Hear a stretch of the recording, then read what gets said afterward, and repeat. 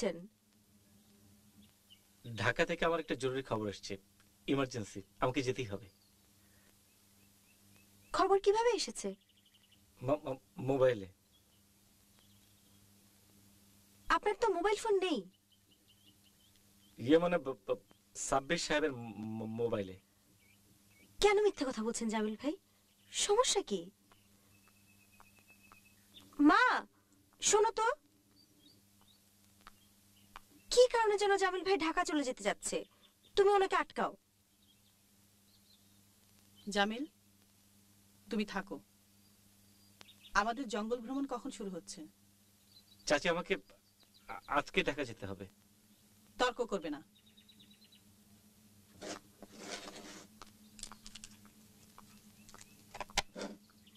নিশাত, সবুজ শাড়িতে তোমাকে দারুণ মানিয়েছে, মনে হচ্ছে তুমি বোনের রানী। আর আপনি কি বোনের চৌকিদার?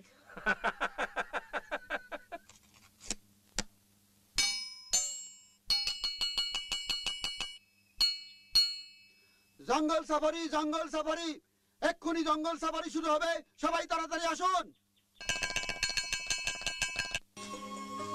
মন খারাপ?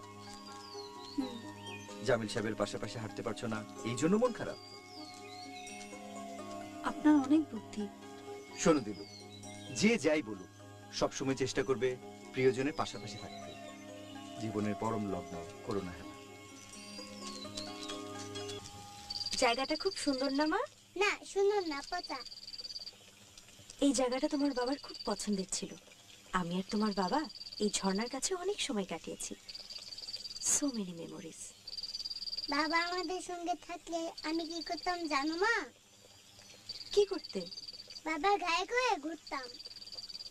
টুনটুনি, হাঁটতে নিশ্চয়ই কষ্ট হচ্ছে, এসো আমার ঘরে এসো, এসো।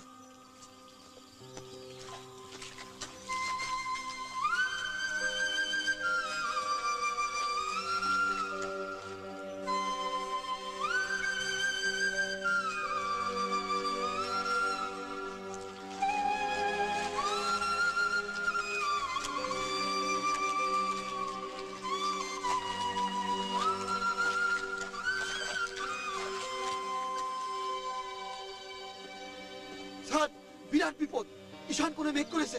ঈশান কোণে মেঘ করেছে তো কি, চারিদিকে তো রোদ ঝলমল করছে। স্যার, ঝড় আসবে, জঙ্গলি ঝড়। ছড়া দিয়ে ফিরে যাওয়া ছাড়া কোনো উপায় নাই। তাই নাকি? এই সবাই ফিরে চলো, তাড়াতাড়ি তাড়াতাড়ি তাড়াতাড়ি।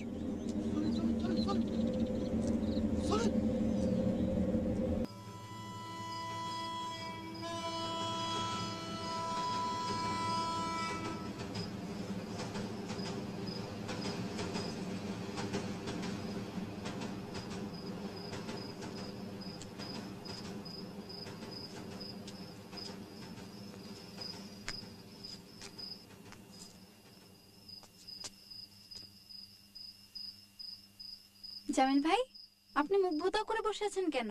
মন খারাপ? কেন? খুবই মন খারাপ। কেন? একটু আগে একটা ট্রেন চলে গেল, সেই জন্য মন খারাপ। ট্রেনের শব্দ শুনলে আমার মন খারাপ হয়ে যায়, মরে যেতে ইচ্ছে করে। আপনি কি যে অদ্ভুত কথা বলেন! ট্রেনের শব্দ শুনলে আপনার মন খারাপ হবে কেন? অনেকদিন আগে কিশোর এক মেয়ের সঙ্গে আমার গভীর প্রণয় ছিল। আমরা ঠিক করলাম আমরা ট্রেনে করে পালিয়ে যাব। তারপর? একদিন আমরা ট্রেনে উঠলাম।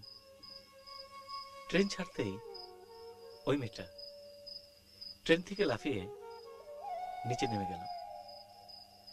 ট্রেন আমাকে একা নিয়ে চলে গেল।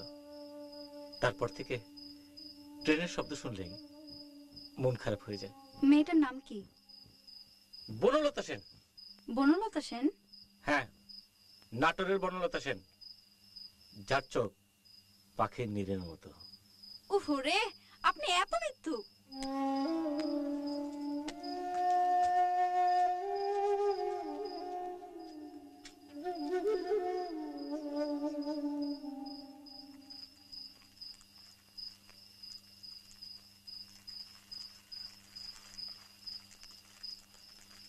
আপুর এত সুন্দর ছবি তুলেছেন। আমার একটা ছবি তুলে দিতে হবে। তুলে দেব, চমৎকার কম্পোজিশনে তোমার ছবি তুলে দেব। দিঘির ঘন কালো জলে তুমি একটা লাল স্কার্ট পরে সাঁতার দিচ্ছ, ভোরের স্ল্যান্টিং লাইট এসে পড়ছে তোমার চোখে মুখে। আমি তো সাঁতার জানি না। এটা তো একটা সমস্যা। তাহলে দিলু, আপু এসো, তোমার ছবি দেখে যাও। ছবি পরে দেখবো, একটু এদিকে আয় না, তোর সাথে গল্প করি। তুমি যাও, আমি পরে আসবো। আপনার এই আগুন কি সারাক্ষণ জ্বলে? জি, এটা আমার ব্যক্তিগত অনির্বাণ শিক্ষা। শোনো দিলু, সব মানুষেরই নিজস্ব অনির্বাণ শিক্ষা আছে। কারোটা দেখা যায়, কারোটা দেখা যায় না। বুঝলাম, আপনি বিরাট ফিলোসফার। এখন ছবি দেখান। এই যে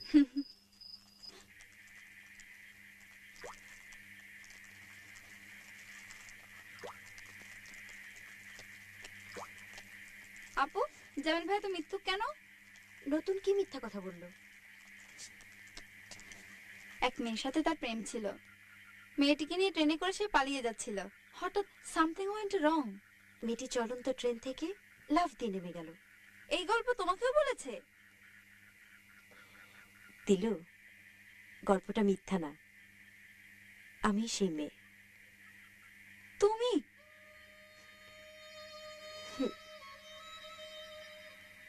জামিল ভাইকে নিয়ে ট্রেন চলে যাচ্ছে। জামিল ভাই ট্রেনের জানালা দিয়ে মুখ বের করে তাকিয়ে আছে আমার দিকে, কাঁদছে। এই দৃশ্যটা এখনো আমার চোখে ভাসে।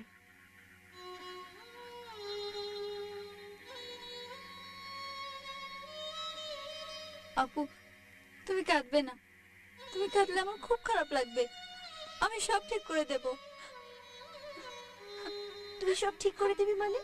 কি বলছিস পাগলের মতো? কাঁদছিস কেন বোকা মেয়ে? তোমরা দুজন এখানে? মনে হচ্ছে জটিল কোনো আলোচনা।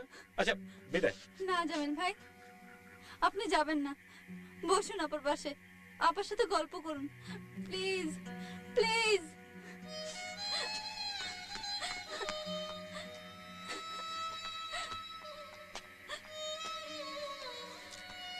নিশাদ, দিলু যে একটা বিরাট সমস্যার মধ্যে দিয়ে যাচ্ছে তা নিশ্চয়ই তুমি জানো। জানি, সমস্যাটা নিয়ে আমি মোটেও মাথা ঘামাচ্ছি না। কেন? এরকম সমস্যার ভিতর দিয়ে আমিও গিয়েছিলাম।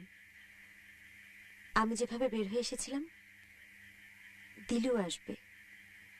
তুমি সমস্যা থেকে বের হয়ে এসছো? জামিল ভাই, মাঝে মাঝে ওই ট্রেনটার কথা আমার মনে হয়। ট্রেন আপনাকে নিয়ে চলে যাচ্ছে, আমি একা প্ল্যাটফর্মে দাঁড়িয়ে আছি। ট্রেন চলে গেছে, রেখে গেছে মায়া। মায়া? হ্যাঁ মায়া।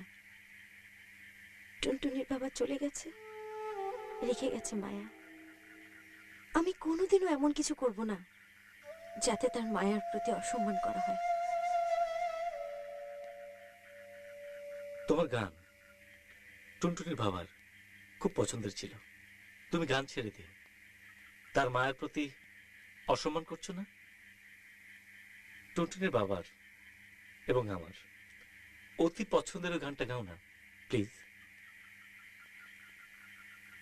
প্লিজ।